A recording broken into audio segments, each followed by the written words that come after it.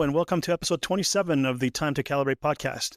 This is our first episode of our second year of podcasting. And oh boy, do we have a show for you. Joining me today is Brent Rubiar from the Calibrated Wrist.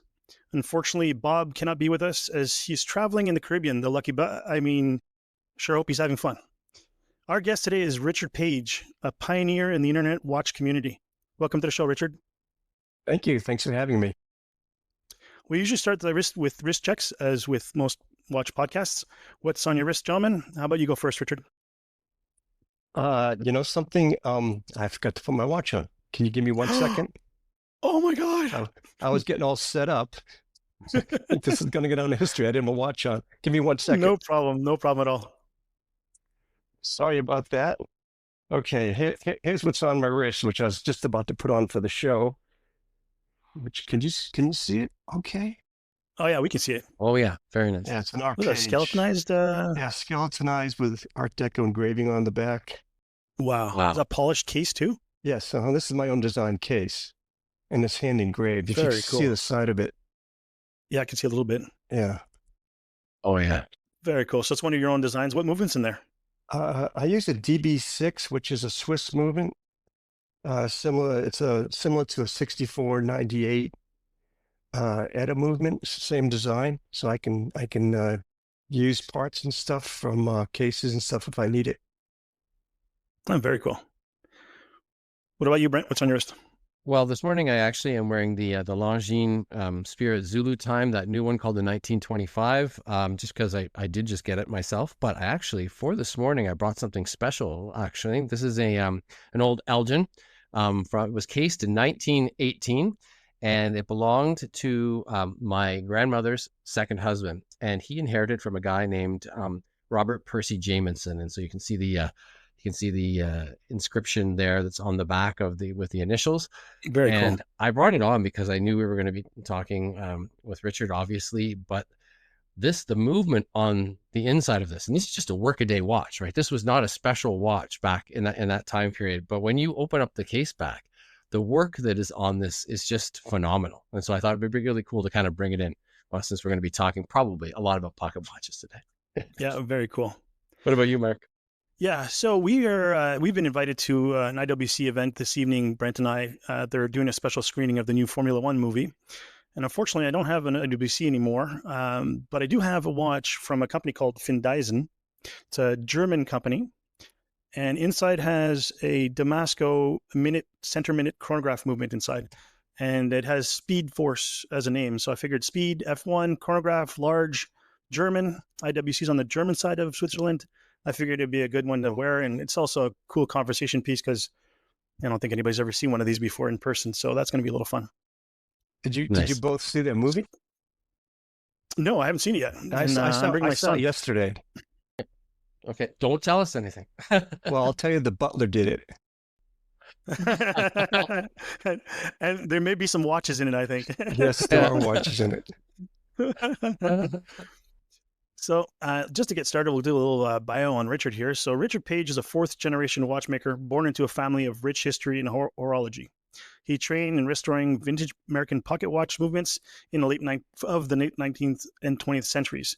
In 1987, he opened Paris 1925, an Art Deco-themed store in San Francisco that specialized in furniture, jewelry, vintage watches, and successfully carved out a distinctive niche among larger retailers.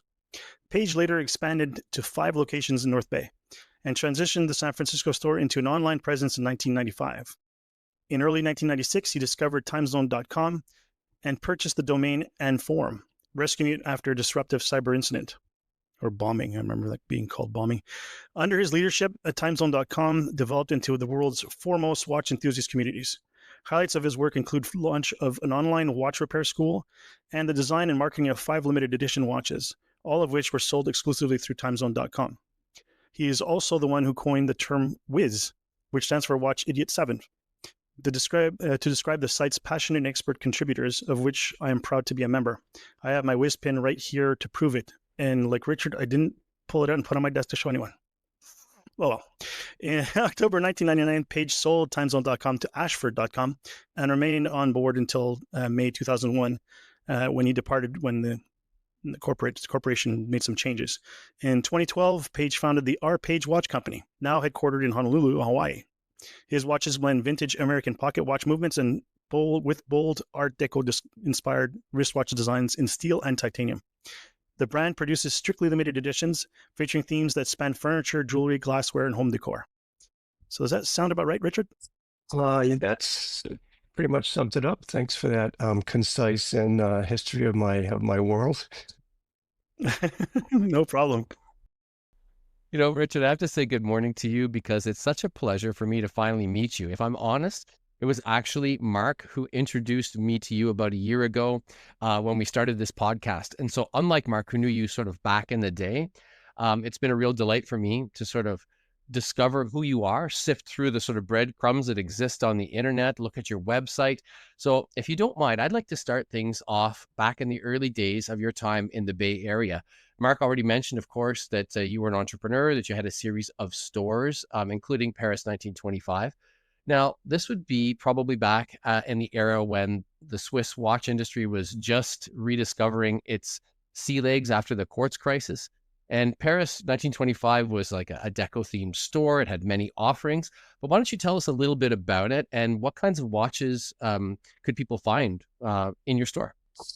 It's a good question. As you both aware, being watchies, or what I call people who like watches, like foodies, watchies. As you know, historically, after the 1970 fiasco, where the Swiss great houses of Switzerland lost their momentum, I mean, they pretty much were devastated by the quartz Japanese invasion. What really started to kick off in the United States, especially in the West Coast, was vintage watches. And I had been doing vintage watches since I had opened up a store in Mill Valley, California, in 1974, when I was just very, very young. I originally moved from New England to California to go to grad school, but I didn't have any money at the time, and the only way to really afford the grad school was to get a residency in California so I could get cheaper grad school, tuition. But I went to work fixing watches. The only job I could get that was pretty easy to find. And one thing led to another, and I opened up my own little watch store in 1974 and specialized in pocket watches and vintage watches and jewelry. Then when I opened up my store in San Francisco, which was years later, the vintage watch world was really, really, really hot at that point, mostly Los Angeles and New York, San Francisco. And I found that people were, I was in the Silicon Valley, and that's where, ground zero for the whole internet and world began. So I get a lot of Silicon Valley customers coming in, and they really started liking watches, or they get turned on to watches, shall we say, because like everybody in, guys like cars and watches, that's kind of a thing. And so as I started to expand out my vintage watch world, because I had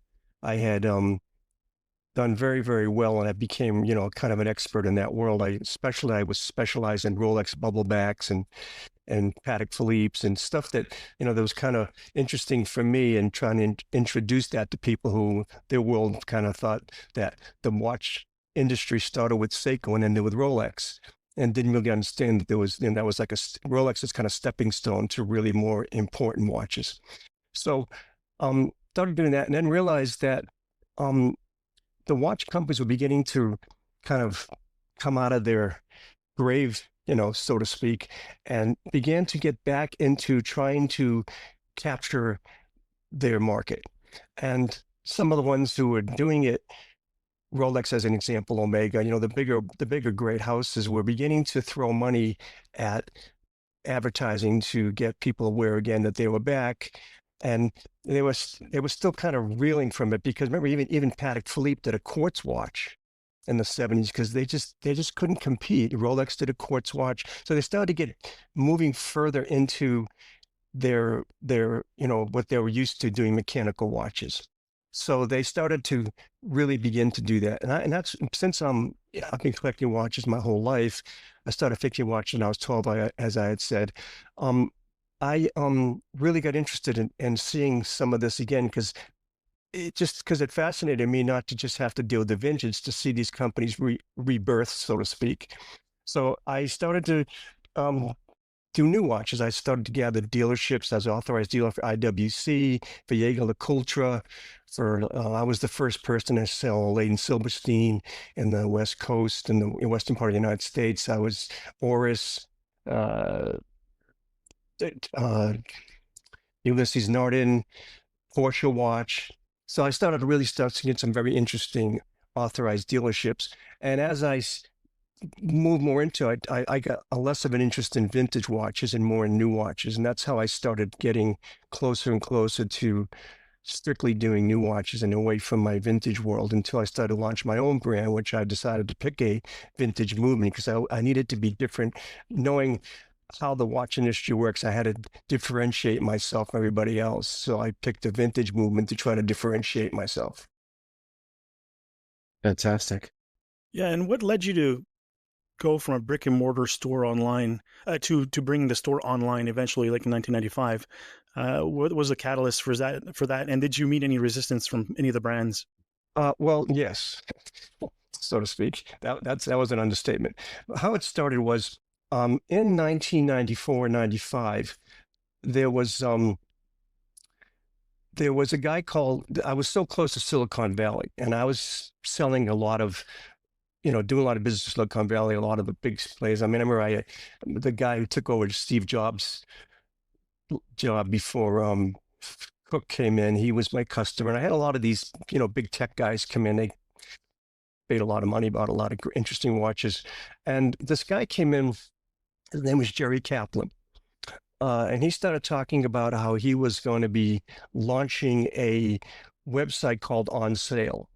This is in 1995, I think, called On Sale, which was an online auction house, which was predated eBay. And he had just sold one of his companies for a lot of money, a tech business. So he was beginning to throw a lot of money. And he came and he said to me, "I love watches. I love what you're doing here. Would you like to be an online auctioneer for me?" So I said, "Well, I don't know. What is sure, why not?" So he said, "Well, let's get you started." He says, "The first thing you have to do is let's get you an email." And I remember saying to him, "What's an email?" And that because it hadn't really launched yet.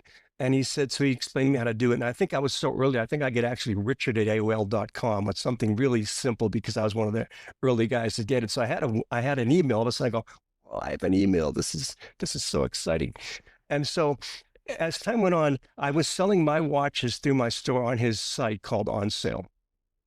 I was selling I was making some pretty interesting progress, trying to learn how to interact with people online. It was so new.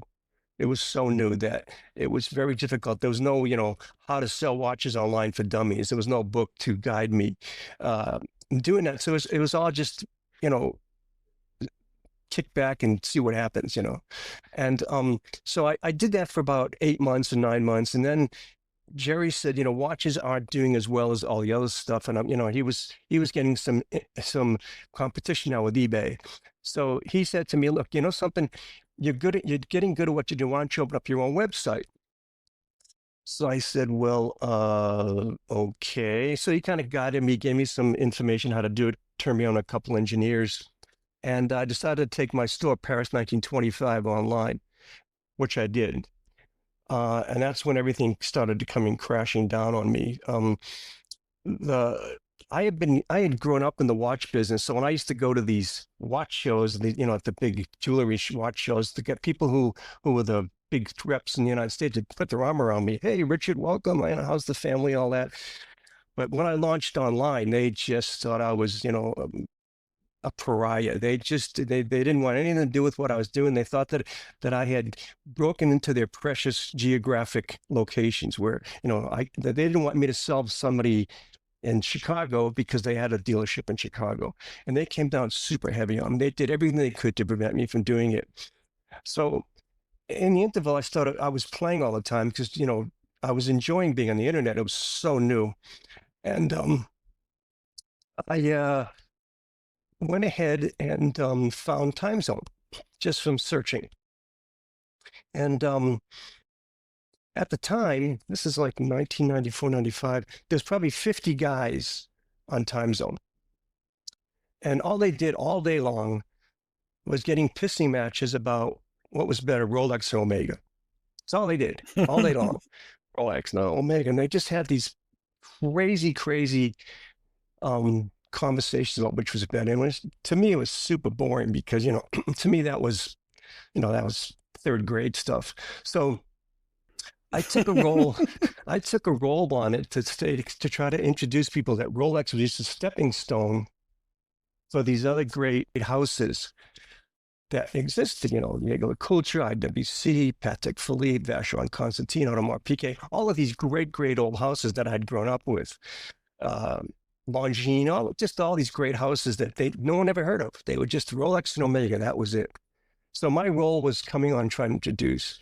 And some people thought I'd come from Mars because they never heard of these brands. And they go, what is this, boy? Richard, why are you bringing all this shit to the table? And it was kind of fun trying to introduce people to a whole different world.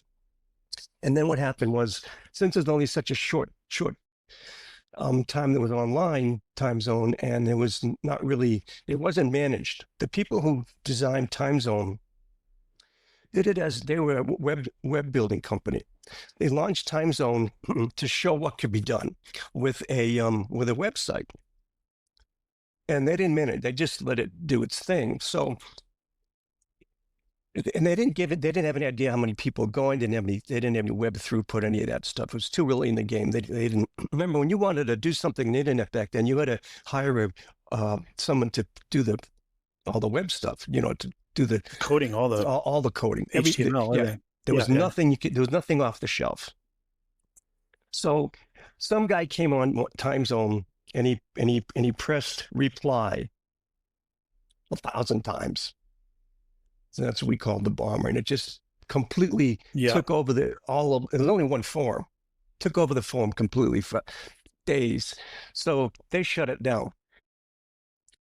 So I was like, I shut it down. So I was thinking maybe I could do my own online web thing. So I got a domain name, which was timeventures.com. I was going to launch a website called Time Ventures and let the Time Zone one just do its thing. But the guys in Singapore who originated contacted me and said, hey, you seem to be the only guy who understands what's going on online. Would you like to buy Time Zone? Would you like to buy the domain name?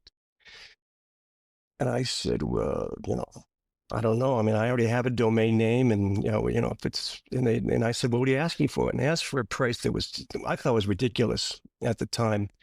I said, oh no, I can't afford that. My wife would cut off my arms so I couldn't wear watches anymore if I went ahead and bought that. So, but the more I thought about it, the more interesting it became, because I loved the domain name, and I saw people beginning to buy domain names. We called it waterfront property. When you have a domain name that was like Amazon started to come on, eBay, they were these waterfront properties that got these great domain names that really were intuitive, people who were searching. So I said, yeah, sure, I'll buy it. Give me a little bit of time to pay you, and I'll pay you over 6 months, and whatever it was, and they agreed to it. So now I own Time Zone, and I go back on, I relaunch it, and I hire an engineer. He was my first employee. So now I have a new baby, a new house, and I got an employee. Besides my employees at my retail store, I go, oh, okay, this is going to start costing me. So let's buckle down and try to get this thing launched. And there was no other community-based websites of any note on the internet, except I think iVillage was the only one at that time. So there was no real place people could go, and didn't exist. I think AOL had some little things you could go to, but there was no a big community-based website. The software was very expensive to create, et cetera, et cetera.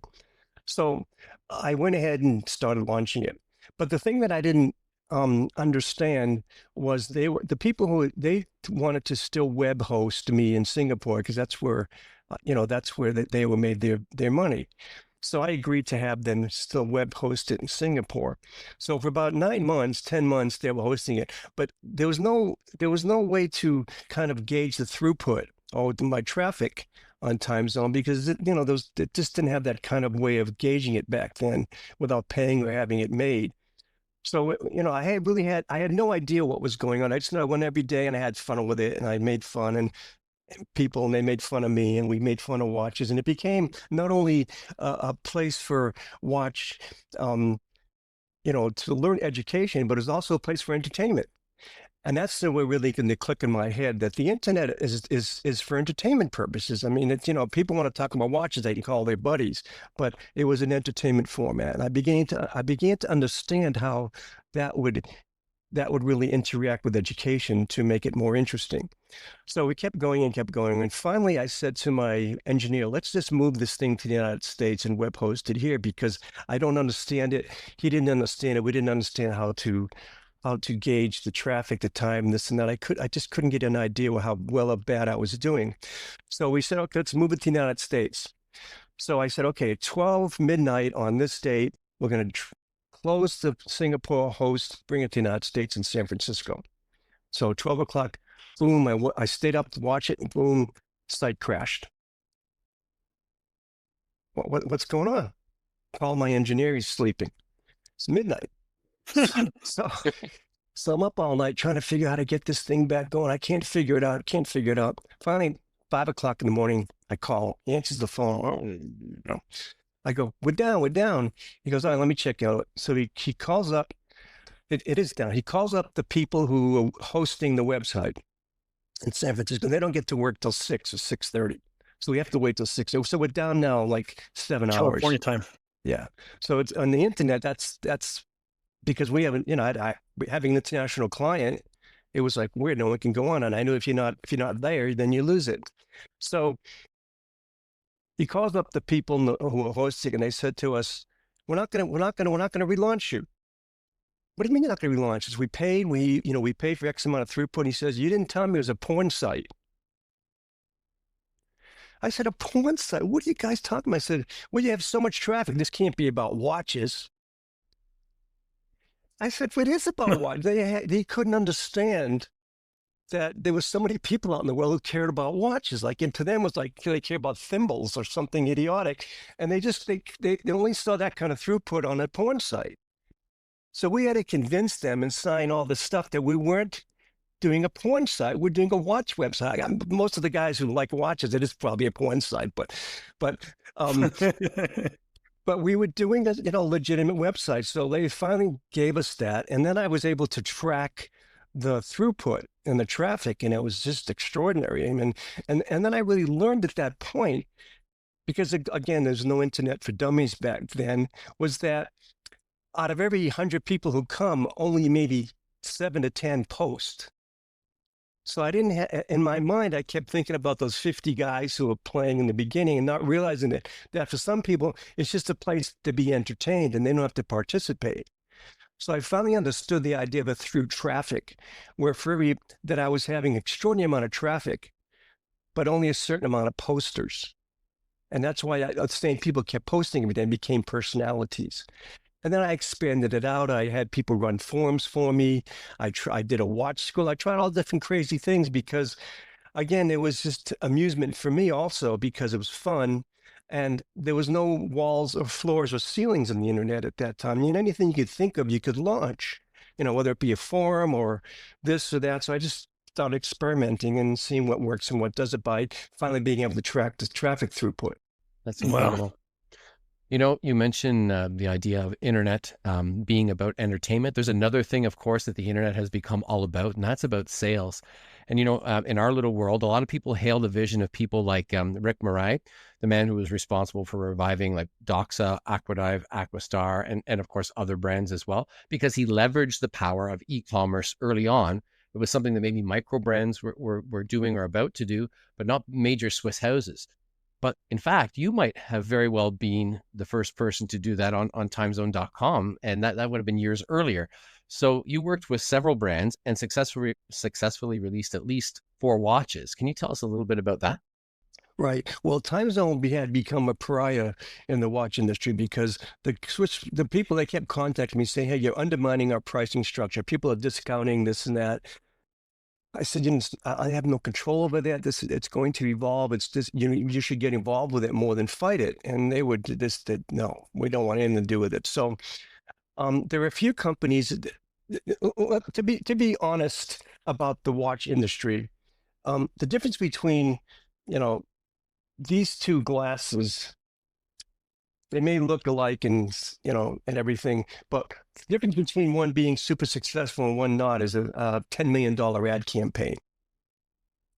And to launch a brand or any luxury item worldwide, it takes a lot of money and a lot of background.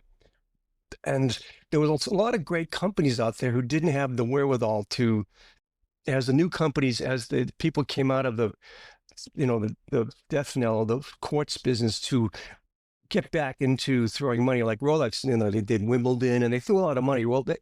And Omega, they threw a lot of money. And they had been, they're independent. All the old houses were independent. They hadn't been bought out by Swatch Group yet. Which started gobbling up everybody, and other companies started gobbling these big brand names. So they were all independent. But in order to get in front of somebody's face back then, because retail was beginning to fall off, people going on the internet, was to find a way of getting to this customer, getting to have people understand you really exist, which is really the hardest thing to do to launch any product. So there were a few companies that were on time zone trying to get people to notice them, and one of them being Minerva. And there were a lot of guys in Switzerland who liked Minerva. I had Minerva when I was a kid growing up, where my dad used to get these old Minervas in the 40s and 50s and see if I could fix them, throw them at me, say, hey, can you fix this? And kind of fun. They weren't like, top of the line Patek, or they weren't amazing watches, but they were really, really good workhorse watches. Well, all of a sudden I'm seeing them come back with their watch, and it's the same watch they were making in the 40s and 50s, because Jean-Jacques Frey had inherited his granddad's company, his dad's company. He had all the original machines making these great movements, and they were still making the Pythagore, which they designed in the 40s, and they were doing the same quality. Now, back then they were competing with Movado and all these great companies. Even Americans were still in business back then. The Elgins and the Walthams, they were making pretty decent product, and they were just they were trying to find a niche. They didn't go far, but they did okay. But all of a sudden, they had something that was nice compared to what all these other companies were putting out, which is kind of junky. Some of the movements. As an example, I was being a watchmaker and being brought up in the business. My big watch when I was growing up was the Breguet. I said, oh man, someday I'm going to own a Breguet. So when I finally bought one for myself in the 90s, I was so excited. I opened up the back, and I think it was an Edda movement. And I was so disappointed. I go, what is this shit? This can't be. And this is, this goes back to 1700s. And all of a sudden this movement is mediocre, and I paid all this money for it, not realizing that they were all, conglomerating. They lost their momentum. They couldn't afford to make them. So they were just using other people's movements. So all of a sudden, when I'm at the same time, I'm looking at these Minervas, and they're really, really nice movements. So Michael Schmutz, who was the representative in the United States, he and I befriended each other on the internet, and I was telling him, I really like your watches. Why don't we work together to try to get some more notoriety for your watches? Because I love your story. The guys, he's like me, I'm fourth generation. He was third generation, took his granddad's company. It was a great story, and stories really work well for entertainment and education purposes. So I said, you have a great story. You're making a really fun product, and people on time zone are loving it. Minerva's got a lot of attention. I said, why don't you let me do a limited edition watch with your brand, and let me launch it on time zone and be one of the first companies to actually go online and sell, rather than try to do it, gray market kind of a thing where the watch companies wanted to kill everybody. Why don't you embrace it with me, and let's try to do something? So they said, okay. And I talked to Jean-Jacques, and I met him, and I went to Switzerland, and he let me pick out the case, and I picked out the movement, and I designed the dial, and we did limited edition, and we produced it. I was excited, because being in the jewelry business, I understood the co-branding, Tiffany co-branded with Patek and all that. I understood the co-branding. So we launched, and I didn't know if anyone was going to buy it. I had no idea. And it was just like, I don't know. maybe, maybe not. My wife's going, oh, I don't know, you know. I go, let's, you know, this is what I do. Let's see what happens. And it was very successful. Very successful. Yeah, So I I did, remember. yeah. I had one. You had them, you had it. Oh, very cool. Oh yeah. Oh yeah. So That was a very cool so I watch. did a second one with them, and I was excited again because here's a company that began to embrace the internet rather than resist it. And because it took foresight back then, it was scary because it was just like someone who was back probably what TV was like in the 1940s, and you know, people going from radio and they go, whoa, what do we? It's a new medium. It was very scary for people how to make that transition. So this was one of the first companies to make the transition via time zone. And it was exciting for me. It gave me fun credibility to be able to design something, which I had been doing anyway, but to work with one of the big houses that I admired and to launch it and have my own product and, you know, co-brand it. And that's the story how I got into the first one. And other companies began to take notice of that and also wanted to do a watch with me. So that began the momentum because I saw it was successful. It didn't get a lot of negative. It got a lot of positive. Yeah, RGM was one of those companies. Yeah, RGM was one, and I was working a little bit with Bell and Ross in the beginning, but under a different name. There were a few companies, but then that's when things started getting a little crazy in the internet, and people started wanting to buy me out, and I needed to look at other opportunities with, you know, with times and how I was going to go with it. It was getting super expensive for me. And it was all coming out of my wallet, you know. That I was the time zone, and I wasn't making any money on it. And I was running it, and I just needed to relook at that. Yeah. So I've waxed poetic several times on our podcast about my time on timezone.com. It's some of my favorite horological memories. I was young at the time, probably my mid 20s, and it took me a while at first to learn to shut up and listen before I started getting involved, because I have one of those personalities that likes to take charge, and quickly realized I didn't know as much as I thought I did. And once I did, though, that's when I started participating a lot. And one of my favorite moments was on Sundays, waking up, getting my coffee, and going to sit in front of the computer and reading Terry's weekly summary, where he'd poke fun at everybody one at a time. And you know, thankfully I wasn't in any of those, but those were great times. And I mentioned earlier about the whiz pin, which I did get up and go get. All right. Now, I don't even remember what I did to earn this, but I did earn it. And I remember receiving it and being very proud of it. You know, this is back when you wrote an article, and if you need to take pictures of your watches, you pop them on a flatbed scanner and you put a watch box on top of it so that it would capture the light, and let the scanner take 20 minutes to go across at 600 DPI.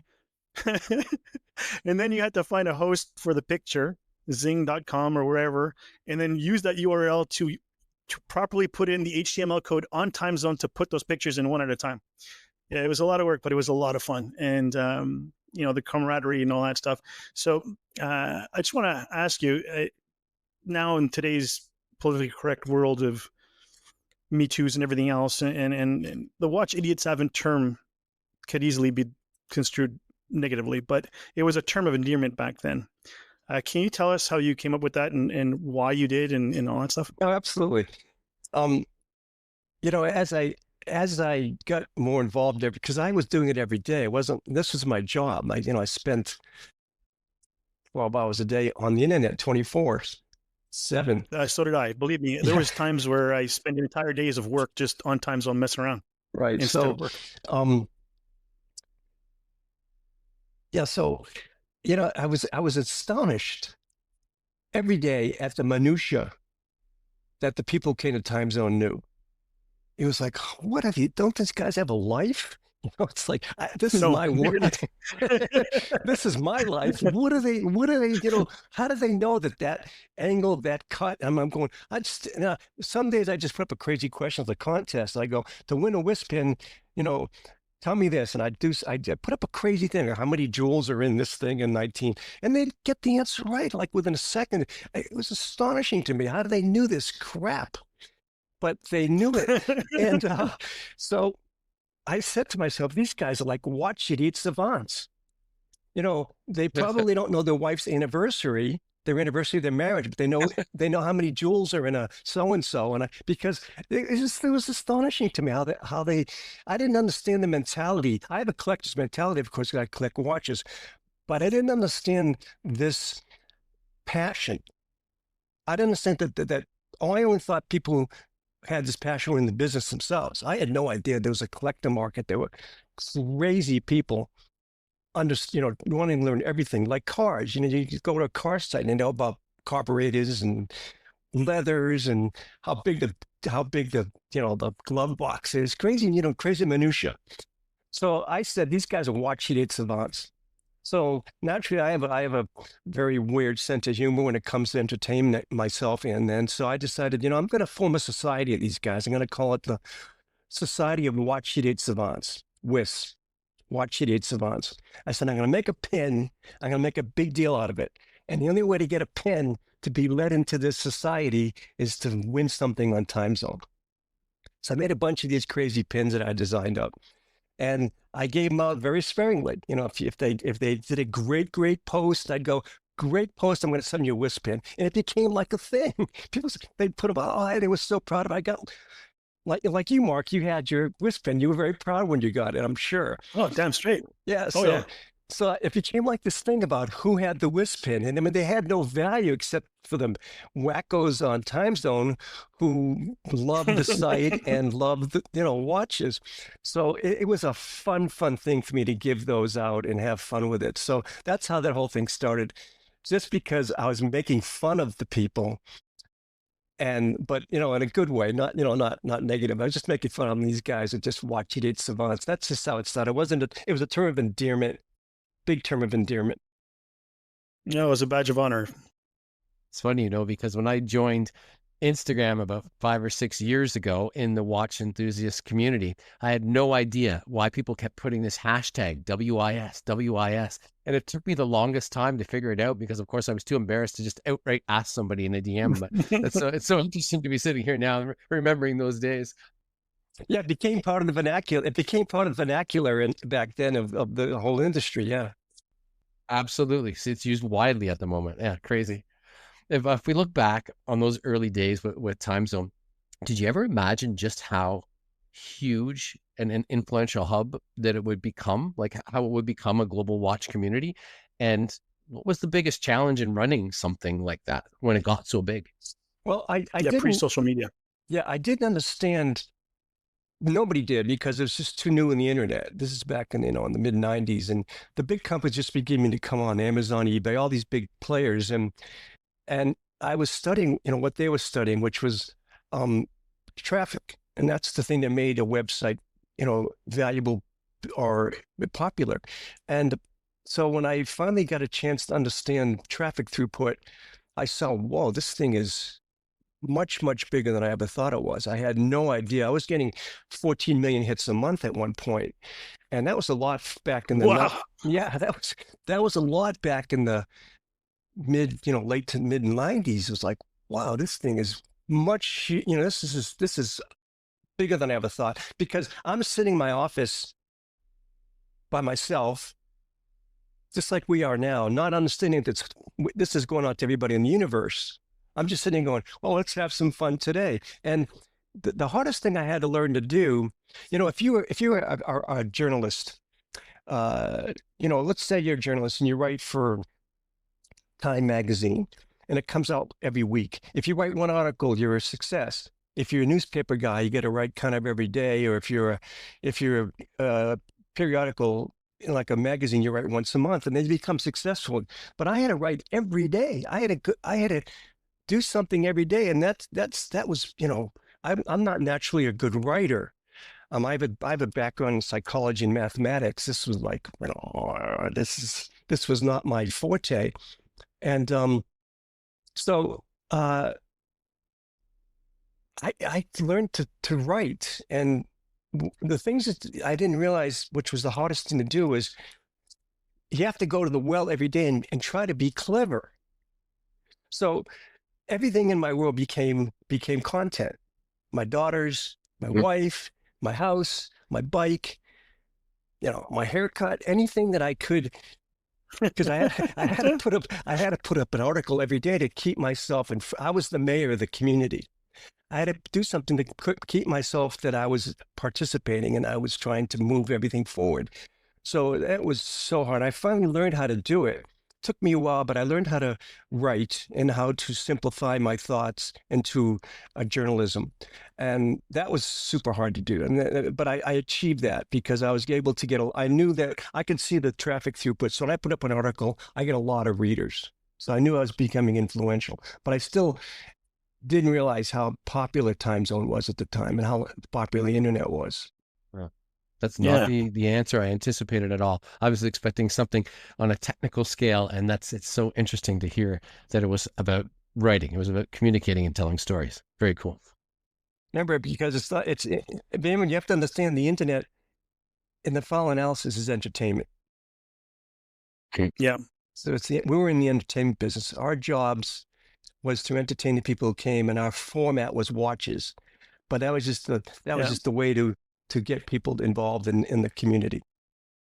And make sure they always came back tomorrow and tomorrow and tomorrow. Exactly. That's why controversy, that's why Walt Odets came in with his, his writing on these. He would just take watches and tear them apart. He was this crazy psychologist living over in Berkeley. And he was fascinated. He had $1,000 worth of watch equipment, and he'd take all these things apart and criticize and roast them. Yeah, it was hilarious. Just destroy them. Yeah, it was hilarious. What was the one that was popular? Is a Blancpain Aqualung? Was that the one he destroyed? Rolex. Oh, the Explorer. Yeah, he did a Rolex thing, and he came out negative. And Rolex called me. Wanted to know where he lived. I said, "Oh shit, holy moly, what they're going to do to poor Walt?" But I didn't realize they would try because I was getting so much slack from the watch companies. As an example, when I went to the Basel Watch Show when I was Time Zone, they didn't want anything to do with me. Every time I came in, they were like, "Oh man, look at this guy's coming out. This guy's ruining my business." And I remember having this conversation with the president or one of the big wigs in Patek, and I said to him, one of the things about the internet and Time Zone and all these things is you have the opportunity to sell in the United States some of the Patek Philippe from Wyoming. You don't have a dealership in Wyoming. So if you break apart these geographical boundaries, you can increase your business. And he said to me, and I quote, "We don't want any customers from Wyoming." Yeah. I'm like, what are you, a moron? They haven't changed very much, have they? Yeah, no. Yeah. So, and then at the same time, I was, being an American and being brought up in Massachusetts near the Waltham Watch Company. I was a big fan of American watch companies and pocket watches and such. So I was a big fan of Hamilton. So when the Swatch Group bought Hamilton, I was in Times, I was owning Time Zone then, and they started advertising America's, watch. And I'm going, what? It's Swiss, why are they putting out these Swiss movements in, and they're saying it's American watch, and the advertising really pissed me off. I took it personal. So I remember saying online, the closest thing that Hamilton got to America is when they flew over America from parts from China. And so when I got to Basel and then I walked into the Hamilton booth, well, I mean, that was not pretty. They were, they were just so upset with me. I thought I was the biggest jerk in the universe, and I'm sure to them I was. I was just being honest and trying to entertain people about it. So to answer your question, whatever the question was, it seems I'm getting off the track here, but no, by all means, this is great. Yeah. What was the original question? So I stay focused on what you're asking me. What was your biggest challenge? And you said it came down to writing and storytelling every day. Yeah. Oh, okay. So yeah, there was then I answered the question. It was just writing and trying to it got nasty. There was one rule that came in when I owned Time Zone that made a huge effect on my psyche, and which was that they said that people who have websites and public domains can't be sued by people for, whatever it be, character assassination or whatever. So that was a law that they passed in the 90s, which was a big relief to me because there was so much crap going on all the time. People were always mad at each other and they're threatening each other. I got a couple calls from the FBI saying, who are these guys? I don't know. The guy lives in Seattle and he comes on and he talks about watches. I have no idea. So Wow. I had to be very careful on how things went. And I tried to be a moderator was very important. That's why I picked moderators to do certain, I launched a Omega forum and on Rolex, and I had people be forum moderators because it's important to keep things in line, because if you don't, it was wild and crazy, just as it is now. And if you don't try to push the traffic and the mentality to a positive or at least a educational and entertaining way, but not a negative way, then things can get ugly real quick. So I spent all my time monitoring it, trying to put out fires and writing articles and reading what was going on, trying to stay up with everything that was going on. Yeah, that pretty much leads me to the next question. Is with all the growing and expanding, how did you manage to wrangle in the personalities? I mean, we had some larger-than-life people over there, and spirited debates happened all the time. And you pretty much said it by moderating, I guess, and then creating separate forums in order to channel discussions in the right places. Yeah, I handpicked those people by picking them out of my audience. They were there anyway, every day playing and having a good time, and I was able to see the traffic from the viewpoint. So when they made a post, I could see the traffic. They were becoming characters and stars within my own community. So as I was the mayor, I had the town drunk, and I had the singer, and I had I had all these players in my community, and I saw which ones were getting a lot of attention. So I systematically went through and said, "Are you interested in running a forum?" And most of them were so happy. Yeah, I'd love to do that. I couldn't pay them because it was an honor job. So I said, well, I can't pay you, but I can guarantee that you'll, maybe get discounts on watches from companies, and you'll become notoriety. And so I had an easy time finding people to run my forums. It was great. And they were really great, and they appreciated it. And then we had fun, and they had good senses of humor also, which is really important. Yeah, I moderated the Ball Watch forum after you'd left, way after, for a little while behind the scenes with Jeff Hess back in the day. How did you get picked for that? Did they contact you, or did you contact them? No, it was more Jeff who wanted me to be there in the background. I was kind of working for him because I was moderating that one, and I was moderating the official Ball forum on Watch You Seek. This is maybe 15 years ago. But yeah, it was honorary mostly. I wasn't getting anything out of it. It was just, to be part of the discussion. It was fun. Yeah. I was a big fan of the brand, and Jeff gave me all kinds of sneak peeks of stuff coming up, and things like that. And I got to review a whole bunch of their watches over the years. So, I've had hands-on access to watches that probably couldn't have had otherwise. Right. The forum leaders became, just to add that, the forum leaders became stars from the watch companies. Like Michael Friedberg became Absolutely for IWC. Absolutely. I wrote a review of the Aquatimer GST when it came out, and Michael Friedberg gave me an IWC mouse pad and hosted the review on the IWC website, their own forum. Yeah, he was a friend. He was a good guy. Yeah, he's still very active in the watch world. And I respect him a lot. Yeah. Speaking of those guys, we had William Messina, Adam Cornelius, and RJ Brower on our podcasts already, and they all spoke about the early days of the brands being snubbed when they were going to show, or them being snubbed by brands when they used to go to Baselworld and other shows, JCK and all that stuff.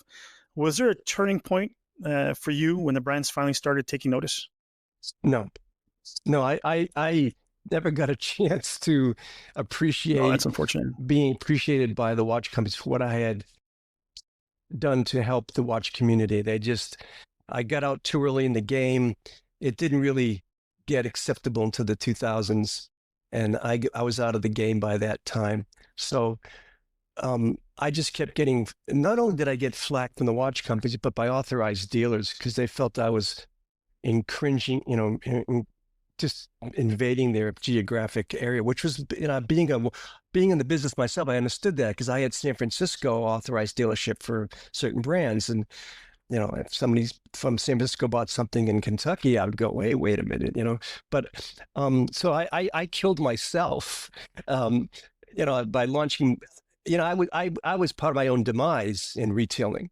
I created my own demise. So, I never really got the notoriety as a good guy from the watch companies until probably much later when I started, not being in that role anymore. Okay. And eventually, Time Zone, you mentioned before, opened up different brand-specific forums.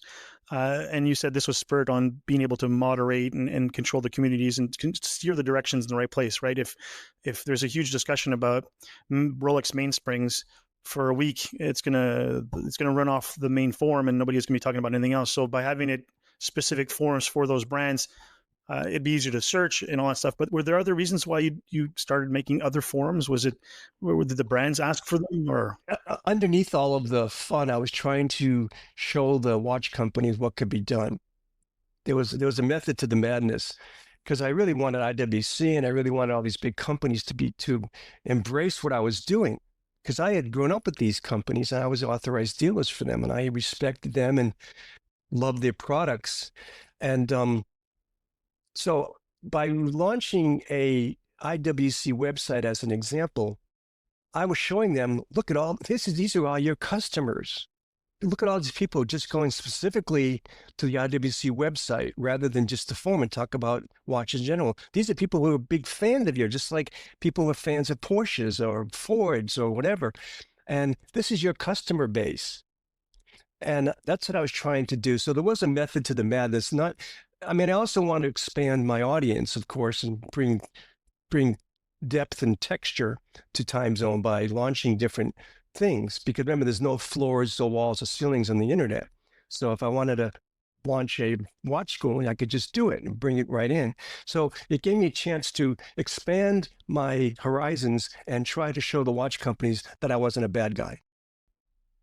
Because Bob and Marc and I have all kind of forged watch-related careers on the back of social media, which is sort of the wellspring of what you were doing originally.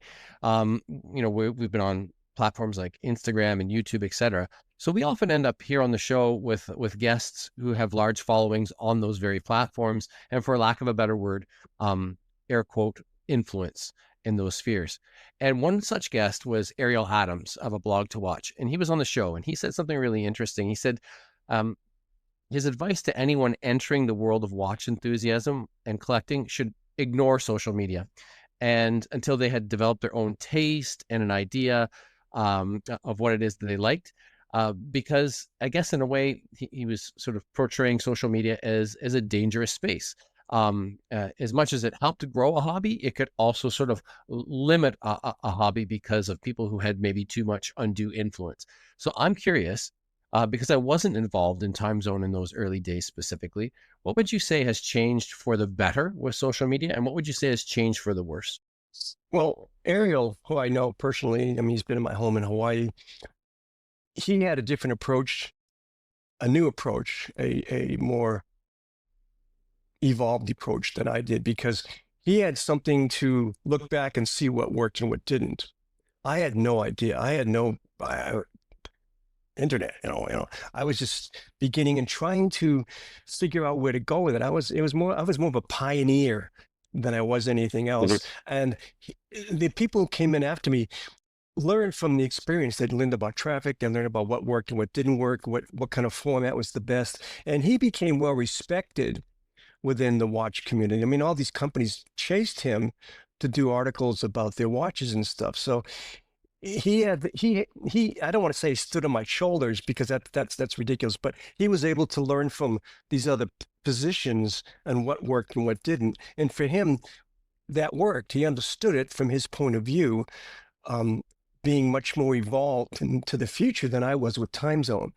So I respect the newer players because I understand it more. My daughter is an influencer, so to speak. I mean, she's a model and has her own influence, on the internet and time, and everywhere, not time zone, but on Instagram. And I understand it from listening to her talk about how things have dramatically changed since I was doing it. But when I also listen to her speak, it's basically the same. Basically the same principles hold. It's entertainment and education. You've got to get people, give them a reason to come back. Because if you're boring or you don't have anything that people are interested in, they'll go someplace else. And just like a restaurant or anything, you have to fine tune your niche and understand what your niche is and what your place is in the grand scheme. And that's what you have to understand, because if you don't, you lose track of where you're going. You have to have a direction and understand what direction you want to accomplish and goals to reach. Great advice. Yeah. So fast forward to 1999. What made you decide to sell timezone.com? You mentioned before that the piling up invoices for hosting and all this other stuff that was happening for TimeZone. What happened? Were you actively looking to sell it, or did an offer come in, an offer you can't refuse? Or were you actively looking to sell? Well, all of the above. There was so much attention on the .com. I mean, .com was everything back then. The stocks, pets.com was worth trillions, and all these idiotic .coms were just phenomenal. So I became, I'm a .com guy. I'm from the Bay Area. So there was articles written about me in Wall Street Journal and all these big publications. I was getting a lot of attention. And the more attention I got, the more people were interested in having what I had. So I started to get approached by companies, and one of the companies that was interested in buying TimeZone was eBay.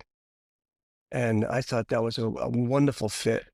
And I was running out of money. I had closed my retail store, and I was hiring people. I had an engineer. I had, I hired a manager in TimeZone, Mike Disher, and I had started to get employees and starting to cost me money on web hosting and such. And it was I just didn't have the wherewithal to ride it out for many, many years. It was just getting way too expensive for me. So I started entertaining offers. And so I remember the eBay things I thought was the best fit. So this was a very interesting story. So the day that they're going to decide whether or not they want to buy TimeZone, because they said they were interested in buying TimeZone. I said, what a great fit, So I remember driving down to eBay from San Francisco, and Walt Odets and I went together. I had made him a partner in TimeZone because he just was such a great character. People loved him, and I thought, he's doing all this work. I'm gonna give him a piece of time, which I did. Yeah. So we drove down to eBay together, and I'm saying, this is great. On the way down, their stock valuation went up like some crazy number, like $100 million or something. That day we're driving down, I'm going, this is a shoo-in. These guys are gonna throw money at me. They're gonna want me. This is gonna be a riot. I get down to eBay, and I'm in the room, and there's a little Pez thing. The guy who found it has this little Pez thing there. I'm in the office, and this is pretty cool. And so all of a sudden, these guys come in to talk business. And they were MBAs and young MBAs. And to me, they were the worst. They were the worst. They didn't understand the dream and the vision. They only looked at it from the numbers because they were new MBAs out of Stanford or whatever. And the internet wasn't their world. The internet, what they learned was business numbers. And they're going, okay, well, you've got X amount of throughput, but we don't know if these people are going to go to eBay and buy stuff on eBay. I go, well, how do you plan on doing that? I said, well, we want to snapshot you. So we're going to pick one day, and we're going to count the amount of people going from TimeZone into eBay, and that's what we'll pay you based on how much traffic goes in one day. I said, well, I'm not going to throw my whole world at all this work I've done on one day. And what if one of the Beatles dies, or what? I can't put my whole business that I've worked in all these years on based on on one day. That's not fair. And they said, well, that's what we're going to do. I said, okay, then it's not for sale. And we left.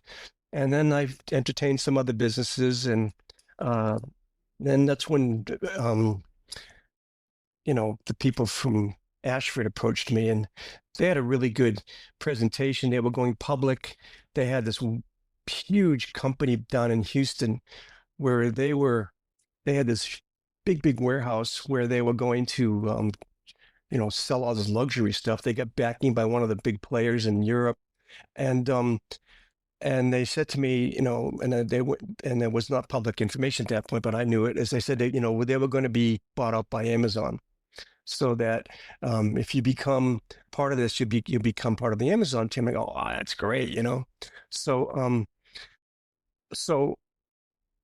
I did a deal, and it was a stock swap. They didn't give me a lot of money. They gave me a bunch of stock. Just before we went public.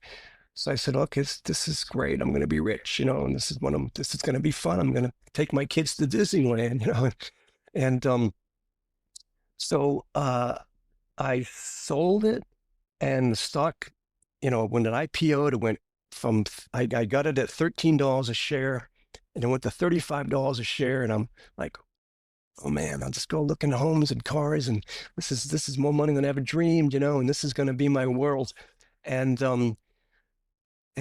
typical fashion in the world where God laughs at people who make plans, .com crashed. Boom, in 1 year, and I was locked out from selling the stock because it was a strike price. Strike price. So by the time I could sell, it was down to 35 cents a share. Yeah. So that's my story. I'm a veteran warrior from the .com explosion. I'm a poster boy for the .com explosion. I've got a very similar experience, actually, and it leads to my second question here. What did you think of the groundswell of naysayers when the sale was announced? I may have been one of them. Many of us were concerned that Ashford would start using our content to create sales for their watches. And particularly, my content was a lot of the watches that they sell, the $1,000 to $2,000 range, or $500 to $2,000 range. That was my little niche at the time, and I had a bunch of articles written. So we were kind of worried about that. What was your perspective? Well, I had made a deal with Ashford. I said, it's not for sale unless you keep this separate. Don't merge the two sites. Let me run it as I do it, and you'll own it. And then and then you'll have notoriety as being a good guy who bought Time Zone. You could put a sticker on top of my page, a banner, whatever you want to do, but keep Time Zone separate. That was the deal I made with them. And they gave me a 2-year contract where I had to work for them for 2 years, but I had full control over Time Zone. But what happened was, should I finish the story? Do we have time? Yeah, you got plenty of time. Go ahead. Okay. So what happened was that what I didn't realize was that there were two separate cultures clashing. I was the Bay Area, internet guy, designer, jewelry. I had visions of what I needed to do, and they were a company that was just going to sell product. They were product oriented, and the two cultures did not mix. We did not. I mean, I'd go down there and I'd go, I could open up another forum, and they'd go, well, you just can't do that. You have to put your put it in to get but give you a lot of engineering time from our engineers. I go, well, how long is that going to take? I don't know, maybe a month. I go, I need to do this tomorrow. They go, no, we can't do that. I go, well, how are you going to let me grow a time zone if you guys are limiting me to my limitations? And we didn't get along. I had to go down to Houston every other month, and it was nice in the winter. In the summertime in Houston, whoa! I mean, that's one place you don't want to be. And I had to go there every other month and listen to these. And we just didn't get along. I just thought they were all, didn't understand me, and I didn't understand them. I didn't do well with that type of an environment. I mean, I'm basically unemployable. I ran my own businesses most of my life, and they wanted me to work for them, and I that was not my idea of a good time. But how it all ended was that I walked into to the CFO's office, and I said, I need to do this. I need the time to do this, to expand time zone, or I can't work with you all anymore. So they said, well, you just can't tell us to do that. You have to write up a whole report why you need to launch this thing. I said, I can't do that. Business case. Yeah, I don't think that way. I don't think that way. I said, this is what I say. Picture time zone as a painting. And I'm looking at the painting and I said, you know something? It needs some burnt sienna up in the right-hand corner to balance the colors. And the guy looked at me and said, you're fired. They fired me on the spot. That was it. Wow. I was gone. So I walked away from Time Zone, left it with those guys. And the rest of, I said, that was it. I couldn't do it anymore. The funny thing is, myself and Michael Sandler, Ernie Romers, and there's one more guy, I can't remember his name. We all went over to watchzone.net, watchzone.net, I think it was. And I started moderating their main forum there. I was hosting games. And at the time I was writing for InSync magazine. So I was giving away subscriptions to the magazines for winning games, stuff like that. And timebeat.com came and knocked on our door. And similar to you, gave us an offer with stock options that they were going to go public. And we had a strike price of X amount. I think my stock price was like 70 cents or something like that for the stock. And I'd gotten 15,000 shares. And we all got to choose one watch as a gift. And, this is 99, I think, or 2000. No, it's 99. And I always wanted a James Bond Seamaster. And so I chose my James Bond Seamaster. Meanwhile, Michael Sandler, who worked behind the scenes, but didn't, I controlled that forum. I built that community. He chose an IWC Flieger chronograph, the Rattrapante one. And I was like, God, I could have chose that. I didn't know. But anyways, that stock never went over 10 cents and it was worthless, but I got a watch out of it. And it turned out that Terry Russell, who was the owner, Terry Russell III, I don't know if you remember that name, but that guy was a mental case. Sure, and, of course. Yeah. Yeah. He lost his marbles over all this and then was just, wow, really went off the rocker. But yeah, so that was my experience after I left Time Zone. And I've been back ever since, but it's not, it wasn't the same. It was never the same as it was when you were running it and back in those days. So there's about an 11-year gap between when you left Time Zone and when you started Rpaige Watch Company. What were you doing all this time? Were you in Hawaii walking around in floral shirts and smiling at the camera like Magnum? Yeah, sort of. After I sold Time Zone, I was just burnt out from retail. I had, I've been doing retail since I was a kid, and I had 2 babies and I had 2 girls, and I was living in Marin County outside of San Francisco at the time. And I said, something, I got to get out of California. This place is getting too Looney Tune for me. And we thought about where we wanted to move to. And because I'm a kind of a guy who needs to change the geography every 15, 20 years. I just need to change my geography. And we used to go to Hawaii for vacation every March. And when I got off the airplane, I smiled. As soon as I got off the airplane, so I said, let's go there, because every time I got off the airplane, I smiled. So my wife said, yeah, let's do it. She's Chinese. She originally from Shanghai. So we figured, we got some Hapa kids. They'll really blend in really well in Hawaii, and which they did. And we moved over there, and I got out, and I was so burnt out from the watch business. I sold my entire collection of watches. I didn't want anything to do with watches at all. I didn't even want to know what time it was. Never mind wear a watch. And I sold my entire collection and went back to a business that I had been doing since the mid 80s, which was real estate development and other stuff, private banking. And I went back to doing that, and then I started to, do really well, again. And so I did that and I was having a great time in Hawaii. And then all of a sudden, around 2011, I pulled a watch. I didn't throw away all my watches. I kept some, and I pulled one out of the safe deposit box. I thought, oh man, this is so cool. I love this thing. And I said, it'd be fun to get back into the watch business, but I can't do it the way I did it before. I didn't want to do a retail store, this or that, or this or that. So I I said, I'm going to launch my own watch brand. I mean, I design watches anyway. When I was a kid, I designed jewelry and I designed furniture and stuff. I'm just going to do my watch on my terms. So I said, well, it's been such a long time since I've been away from this, but how am I going to differentiate understanding how watch companies work and how to get a market share? I said, how am I going to differentiate myself? It can't just be my designs because there's a lot of great designers out there. And I can't compete with the big boys just because I don't have the brand name recognition. So I decided upon, well, because I was a little kid, my dad taught me how to fix watches by sitting me down and giving me pocket watches because they're bigger so I can really see what I was working on. So you just say, hey, break this one. And the goal was to try to break it and put it back together. When I was 12 years old, that's how I learned. So I said, you know something? I love American pocket watch movements. I used to collect them. They're so beautiful, and they have the beauty and the prestige and the great technology for the time. As the watch designs haven't changed in 100 years, over 100 years. I said, why don't I build a watch around pocket watch movements? Use that as my house. That's my house movement, and I'll build something around it.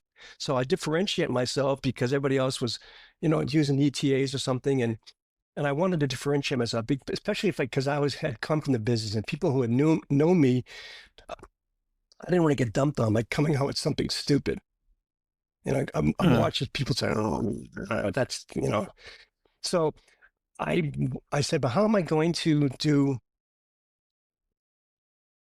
100 watches with pocket watch movements because they're hard to get. Plus the parts that aren't being made anymore.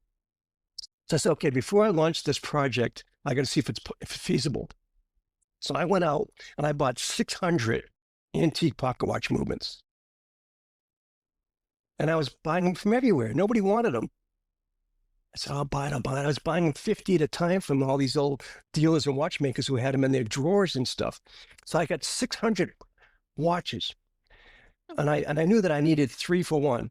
I needed 3 watches to make one because I needed to steal parts because they weren't available anymore. Because once a part wears down, you can't fix it. You have to replace it or make it. So I started doing it. And I designed a case around it because it's really fun for me. Yeah, you pretty much answered my question because I was about to ask you, how do you get those movements? But you just you did it. After all these years, I was beginning really to enjoy watchmaking again. I hadn't done it since the 80s, really.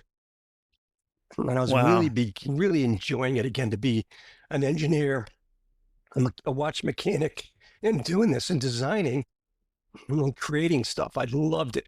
So I started doing it. And I've been doing it now for going on 13 years. You obviously have a very deep connection with American watchmaking history, as we've already established, particularly with what you're doing with the rocket, et cetera. Do you believe that there's a future in large-scale mechanical watch production in the United States, or is it going to remain mostly artisanal or niche? And is the latter a bad thing? Well, to really correctly build a watch company, there are few that doing it, like RGM or Think in America, but it's so expensive to tool and die up to create a movement, a real movement, something that's substantial, not computer generated and it pops it out. Something that's really, with the rock stars in the watch industry these days, they're doing really interesting movements. They're doing a lot of very interesting movements, the big rock stars, and the watch companies really have upped their game since the 90s and 2000. They're doing some very extraordinary movements again because they have to differentiate themselves by their brand. But to start from scratch in the United States to produce a worthy, and I mean worthy, something that's going to compete with the great houses, it's so expensive. And I'm sure there's somebody out there right now who says, oh, I got $100 million. I'm going to go do a watch company. But it's not that easy. And then once you create a watch, that's the beginning of the game. The rest of it is throwing lots and lots of money at it to make your brand aware by the public. Because like I said earlier in the game, the difference between two products, one, they're exactly the same, one being super popular is a $10 million ad campaign. And people do it grassroots now by the internet, influencing and, all these things. But the bigger players, they spend extraordinary amounts of money on branding. For enthusiasts then considering a career in watchmaking or the watch business at all today, what advice would you give them in navigating the industry that's both traditional but still ever changing? Well, I'll use my daughter as an example. She's I always wanted her to be a 5th generation watchmaker. She's 27. She loves watches. She's a mechanical engineer, and she worked for Apple. She actually worked on the iPhone 13 and the iPhone 15. She was designing it with them in China, but she loves watches. I always said, why don't you take over my business and design some watches and go to watch school? But it's a huge commitment. And I couldn't guarantee, even her taking over my brand, that she would succeed in that world. And watchmakers now are becoming, when I learned watchmaking, it was not a prestigious job. It was like a plumber or electrician. It was just really blue collar. And that's why I didn't want to do it. When I thought I was a kid, because I did not want to be a watchmaker and take over my dad's business. I learned it by osmosis, because that's what I did. I used to have fist fights with my brother all the time on weekends. So my mom sent me to my dad's store, and then dad would keep me from being bored by making me fix watches when I was 12. So, it's watchmakers that I know. Good friends of mine are watchmakers. Some are doing well, and some are really trying to get by. I don't know. I don't want to dissuade somebody from being a watchmaker. It's a wonderful experience, profession. It's really, it's like being Sherlock Holmes every time you sit down the watch, trying to figure out what's wrong with it. But it's just difficult. It's difficult for someone who really wants to be successful to make it, launching their own brand, or really making it big time as a watchmaker. There's only a few rock stars in that world, unfortunately. And, Marc and I know a couple of young Canadians who are trying to do just that. And I always view them as particularly courageous, because like you say, it's not an easy game to win, for sure. Yeah, it's a lot of dedication, a lot of commitment. And I admire anybody who does it, of course. But I admire anybody who tries to do their own business.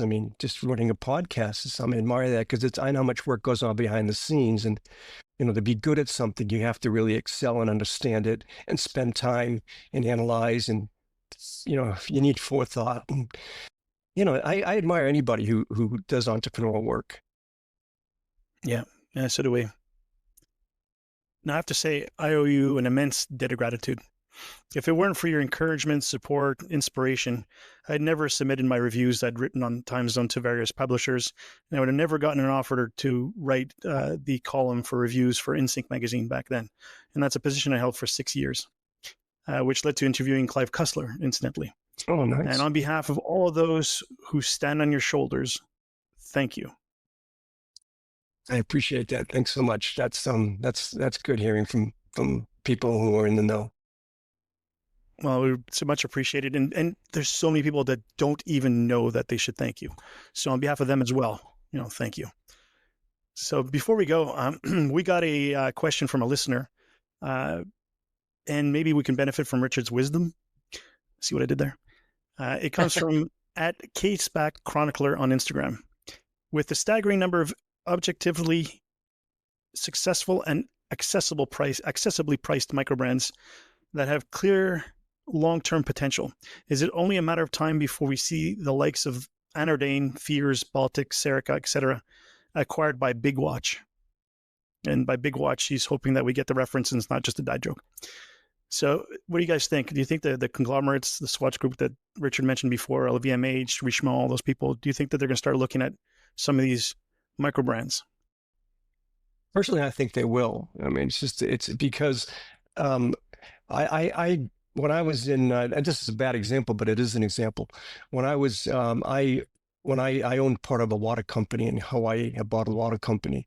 And one of the things we did, we got our water, we did deep ocean water from Hawaii. We got it in Whole Foods and a few other places.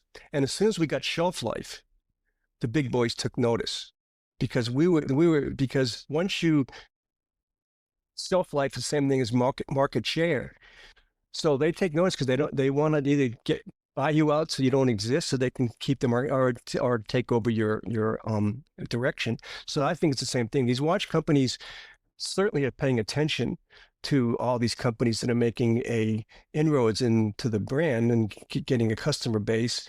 And and they're smart, they're run by smart people, they will eventually start to pick up, just like anything. They'll, just like Snap was picked up by, Coca-Cola, whatever it was, they will begin to see that there's economic benefit to owning these companies, and they will gather their customer base and their talents of design and such. Yeah, I completely agree. And in fact, I think, Marc, you've been talking a lot recently about watch pricing. And I feel that the big brands will look at these emerging and talented brands, and they will say, if I were to acquire that, I would get a different share of the market entirely. Like my brand, let's say it's Breitling, selling at $10,000 to $20,000 a watch, but they look at a few years and say, well, now I could be in the $4,000 to $8,000 range, and I could have that share of the market as well. And you look even at it's interesting. I just used Breitling as the example, but they just went and purchased Universal Genève. And so my understanding is that what they're going to do is take that as their even more upscale brand. And so they're going to be able to sort of reach backward, reach forward, reach up, reach down, however you want to say it. But I think that by acquiring things like that, it will allow them not to dilute what their core branding is, but also be able to expand and take advantage of it economically.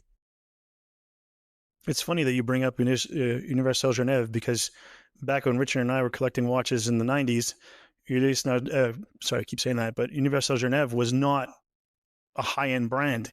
It was a good brand, solid brand. They made interesting watches, run a day, everyday watches. For them to be now perceived as above Breitling in the 5-figure plus range, in my opinion, is just totally wrong. And if you don't want me to start on another rant about pricing, I'm going to stop right there. But yeah, no, I agree. I think people are going to start taking notice of these smaller brands. Whether or not they're going to acquire them, I mean, it's hard to say. If it's a brand like Formex, let's say, who's Swiss made in a price range that's lower than, I don't know, Longines, maybe Swatch will look at them, see if they can slot them in between. But if it's a brand like Oak & Oscar, or no, bad example, they're Swiss as well, but something that's mostly made in China that's imported into the US with, Japanese movements, that's going to get a little tricky for them to try to finagle that into their conglomerates. One thing's for sure, the future is going to be interesting to watch. Well, you have to really pay attention to what happened with Swatch and Breitling. I mean, Swatch and Breguet. No, Blancpain. That's what they're doing it with. Blancpain. Yeah, because that's a very, very interesting business model where they took two brand names and they upped their game by doing that. I mean, there's some brilliant strategists doing this stuff, and they're going to pay. They are paying attention right now to all these brands, of course, and they understand the only way they're going to survive is to keep moving forward into the market. Just like LVMH buys not only purses but watches, because they understand that the niche is the luxury watch market, and it will happen. But they only will buy companies that have, or maybe not, depending on how kind of presence they get on the brand, but that are very well managed and understand what they're doing, and they're not going to experiment with just a few people who like put out a watch and, okay, this is my brand. They're going to watch it. They do everything. They watch history, who's getting market share, who's got the right technique, the right directions, and they will pay attention to that. Yeah, for sure. I feel like you may have inadvertently had a Freudian slip there earlier when you said Breguet instead of Blancpain, because we've all put our money on Breguet Type 20 to be the next Swatch combination. So. Well, it's just an interesting co-branding. I mean, yeah, why not? Yeah. Yeah. So once again, thank you, Richard, for being with us today. We really appreciate it. It was a thrill for me. I was anxious about this podcast ever since I started talking to you about it. I was looking forward to it, and I really mean it. Thank you so much. It's been fun, and it's great seeing you both in person and understanding where you're coming from, and I appreciate the time. The Time to Calibrate podcast is out every 2 weeks and can be found wherever you get your podcast. If you have any questions, comments, or like me to go off on another rant, you can reach us on Instagram or email us at timetocalibrate@gmail.com. Until next time, T2C out.